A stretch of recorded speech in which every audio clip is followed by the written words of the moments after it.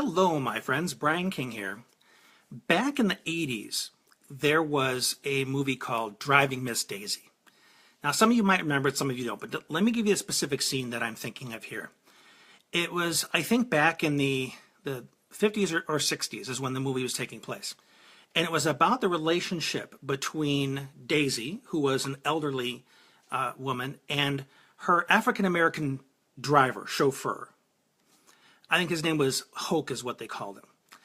And there was one scene where they were driving someplace together and he didn't know the directions. And he took a wrong turn and she says to him, Hoke, you made the wrong turn. And she says, Hoke, you took the wrong turn. And he responded, well, you took it with me, Miss Daisy. Now, in that one line, I don't know how many people thought of that as other than cute. But what I think about when I hear that line is the fact that we were in this together. We both bear responsibility for this. And I've come across a lot of parents over the years that will look at a situation that they've been a part of all along, and they want to point at everybody else around them for how things took a bad turn in their life. What they're not looking at is their role in it. Huge problem. Because I don't care how much you compartmentalize it, shove it in the background, throw a couple good coats of denial on it, and think, well, because I can admonish myself, and because I can assign a nice heavy dose of blame on everybody else, there I can just stick my fingers in my ears, go la la la la la, and pretend like it has nothing to do with me. Don't be surprised if the problem continues.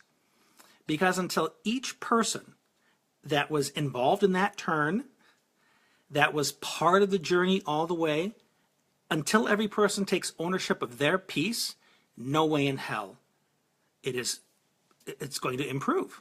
Plain and simple. I mean, think about a football play. You have everybody at the line. One person on the line of scrimmage blows their assignment, quarterback gets sacked. Okay? Everybody else can be doing their job. You're not doing your job. Problems. You've got to own it. You've got to have at least some part of your ability to reflect upon any situation as you asking yourself this very important question. How did we get here? We. As opposed to, look where you got us. Look at what you drove us into.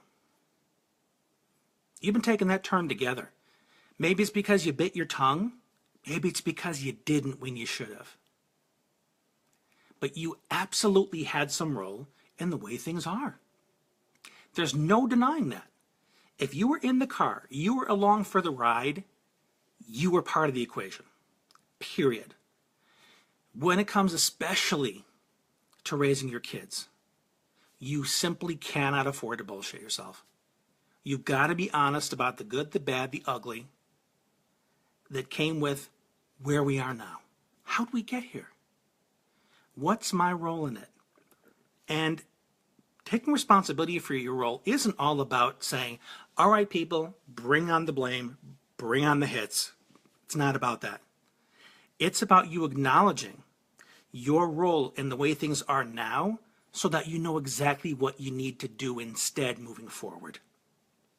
And if you don't know what to do instead, reach out to folks like me who are professional problem solvers on these matters so that we can help you identify it and identify where to make the shift.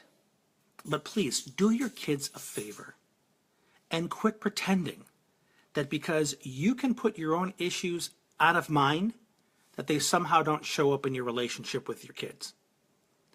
And I come across a lot of folks that, and I've said this before, the apple doesn't fall far from the tree, and I'm speaking from experience here. My kids, unfortunately, got a lot of my bad DNA.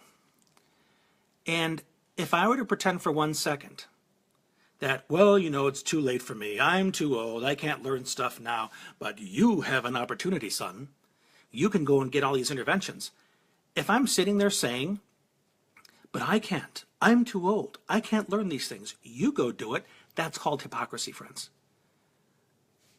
I'm advocating for my right to quit and not try and not learn new things, but I'm telling you, you must do different. I see parents do this every day. I don't have time. I'm too busy. I can't read another book. Oh, I've read them all. All of these statements about why you should not play a role in improving these challenges for yourself, but you want your kid to do all the work. You hearing me on this? If you're not willing to do the work on yourself first so that you can't model it, your kid's not going to improve. You got to work on yourself first. Period. In fact, and I've tried to explain this to certain parents who, for some reason, it doesn't get in, that if they work on themselves, the mere fact that they are mirroring this will get on their child. It'll rub off just as readily as if they and their child were doing it together. Is this making sense? I hope so. For those of you that came in a little bit later, I want you to back up and start from the beginning, because this is a very important message that I'm sharing, one that I hope you really take to heart, and one that I can imagine you are thinking, man, I know who needs to hear this. I know somebody right now that needs to watch this. Well, I'm going to shut up now so that you can go and share it with that person. And hopefully they'll get it as much as we know they need to. Thanks for tuning in, everybody. This has been Brian. We'll talk again soon.